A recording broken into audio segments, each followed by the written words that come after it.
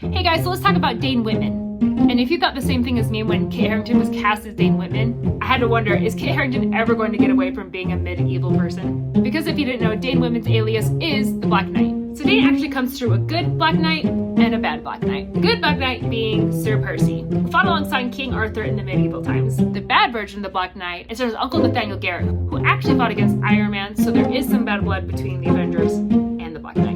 Anyways, when Dane Whitman inherits his uncle's castle, he comes across the Ebony Blade, which is the same blade that we saw at the end of the Eternals. The Ebony Blade is super powerful. It was created by Merlin and Sir Percy, and was corrupted over time. The Ebony Blade can only be wielded by someone who is not pure of heart, and the more people you kill, the more corrupt you get.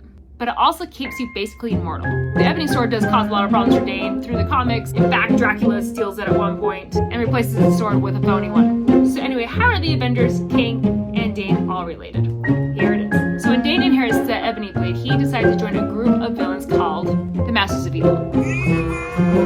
He doesn't join them to be a part of them. He joins them to infiltrate them and destroy them from the inside. Being a part of this group, he gets involved in a game and a tournament that our favorite weirdo, the Grandmaster, is a part of. So the Grandmaster actually gave King the power of death over the Avengers, but Whitman is not a member of the Avengers. And because the Avengers basically can't touch King because he has the power of death over them, Dane takes out King for the Avengers, and the Avengers give him 2 thumbs up and trust him and let him join the team. But the Black Knight's adventures are many in the comics. He runs into Dracula, Doctor Strange, Thor, the Avengers, and as you know from the Eternals, his girlfriend is Cersei. Not that Game of Thrones Cersei, that's Cersei. One thing we do know from Nate Moore, who produced the Eternals, that they're actually not going to necessarily follow the Black Knight's story in the comics with this version of the Black Knight.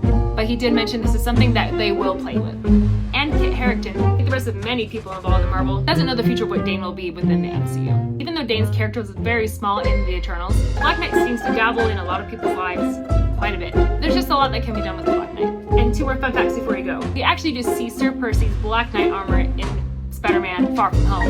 And in the comics, the Black Knight's first horse is named Aragorn, and his last horse is named Strider. So many weird connections.